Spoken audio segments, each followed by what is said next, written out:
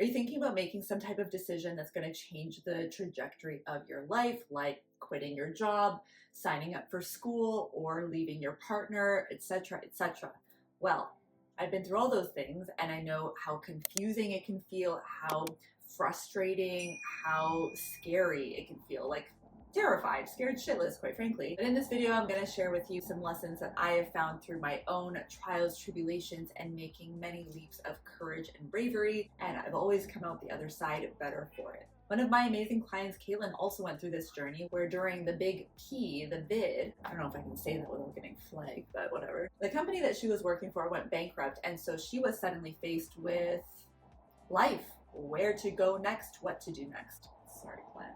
After working with me, she went from feeling like life had chewed her up and spat her back out to changing careers, signing up to become a registered holistic nutritionist, which she now is, go Caitlin, and bringing other priorities from the back burner to the foreground, such as volunteering, which she really missed doing, and most importantly, taking charge of her life again. And she said that going through my program was one of the best decisions that she's ever made. So, Caitlin, if you're watching this, my heart.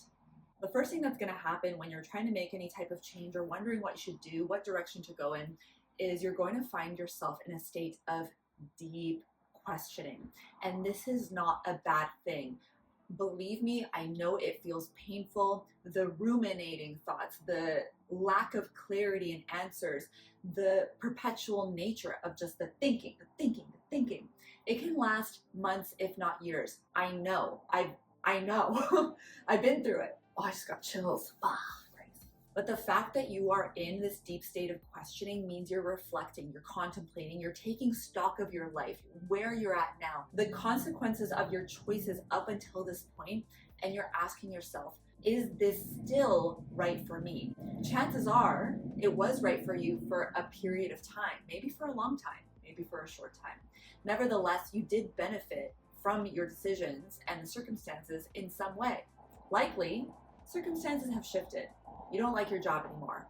Your partner isn't stepping up to the plate like they once were. Maybe something has shifted within you. Maybe it's not about the partner. Maybe it's about your internal state that something has got to give now. And especially the more intertwined you are with this thing that you're wanting separation from, the more difficult, yes, it is going to be to then separate. It takes energy for something to come together and to bond. It takes energy to break a bond. What's going to be the catalyst for the change that you seek in finally making the leap is that the pain of where you are must be greater than the pain of making the change. Louder for the people in the back. The pain of where you are it has to be greater than the pain of making the change. It's going to take effort. It's going to take a hell of a lot of inconvenience. It's going to take probably grieving to change. It's going to take being alone, walking this journey solo. This is where it comes down to self-trust. You have to trust in who you are, this inner knowing, this higher self, this guidance that you're feeling from within to spur the change into action. The thing is, we all try to over-intellectualize these things and we try to think with logic, with rationale, but as I've said before, the head thinks, the heart knows. I found myself in this position before where I was with someone for a couple of years, and on paper, most of the things were great, but then things started to unravel toward the end, so that wasn't great. But generally, like the big things in life, like loved what he did, knew that he would make a great dad, wanted to buy a home and start a life together, like all these things that really are important were there. But there was something within me that I could not quite rationalize upstairs, but in there, the gut, the mind, gut, heart, brain axis, the gut brain, that's what it's called. The gut brain, it just knew. It just knew. And it would kick up the dust every now and again, and then I would find peace and contentment again, just to put the thoughts and the confusion aside for a while, and I would be okay for another few weeks, for another few months, but then it would just come back again and again and again, just like banging on my door and just being like, this isn't it, girl. This ain't it. And then eventually one day there was a circumstance that broke the camel's back, as it were, and I was like, this is the catalyst moment where something has to change.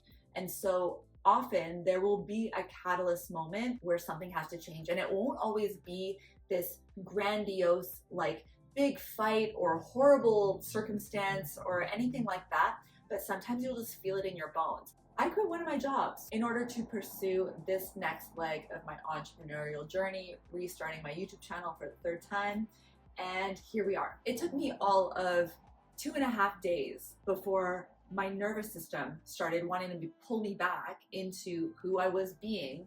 And I was already on freaking Craigslist and Indeed being like, oh, what if I can find another job in this industry? And then I'm like, no, bad, naughty. I could put that energy that I was putting into this like fake job search into this, which I'm now doing. Woohoo, go me. The point is, your nervous system and your brain is meant to protect you, to keep you safe, to lean into what is familiar and preserve your precious energy. It's all about survival. When you start to go into something new, mark my words, you're gonna feel suddenly exhausted.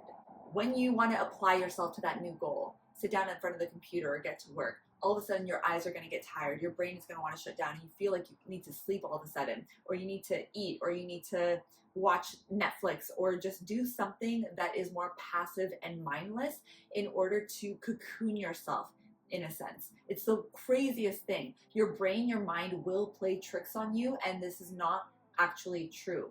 Just because your mind feels a little murky and heavy and tired doesn't mean you are. You have the ability to summon up this reserve, this well of energy in order to execute what needs to be executed, one small tiny step at a time. But the overarching message in this phase is that the pain of staying where you are must be greater than the pain of actioning change in order for you to actually do it. I think it was Steve Jobs that said something like, if what you're doing on a day-to-day basis has you saying, no, I don't want to be doing this too many days in a row, that is also a clear indication that something's got to change. It also helps to weigh the costs of the yes and the no. Everything is going to have a consequence, whether you decide to stay, whether you decide to go, whether you decide to pursue this, whether you decide to pursue that, whether you decide to stop doing this or stop doing that. Everything is going to have a repercussion. Maybe it'll be positive, maybe some will be negative, maybe there will be a blend of the two. But simply writing it down and reflecting on it and just having it in your field of vision can really be supportive in not just what change that you want to make, but also the timing of when you're going to make the change. I believe the number one reason a lot of people feel afraid and anxious and prevent themselves from making the leap is because they lack courage. Well, how does one gain courage? It's by making the leap in smaller areas, and then you prove to yourself by overcoming the obstacles on these smaller changes is that you can do it. You give yourself evidence that you do have that self-trust, the skill set, the capacity to navigate any turbulent waters that come along inevitably with making change. To me, a lack of courage indicates that a person hasn't challenged themselves outside of their comfort zone enough with even simply trying new things. A change can simply be from, oh, I don't play softball, to now I'm going to join a beer league softball team and try something that I've never done before, even if I feel nervous, scared, anxious, never played the sport before, not very athletic, whatever it might be. So it's not just about changing things and leaving things behind, but it's also about experimentation and actively adding skill sets to your repertoire to prove to yourself that you have self-efficacy. It gives you the belief in yourself that you can accomplish things. So know that the bigger the change it is that you want to implement, man, it's going to take all the freaking courage that you have in order to just do it. Just freaking do it.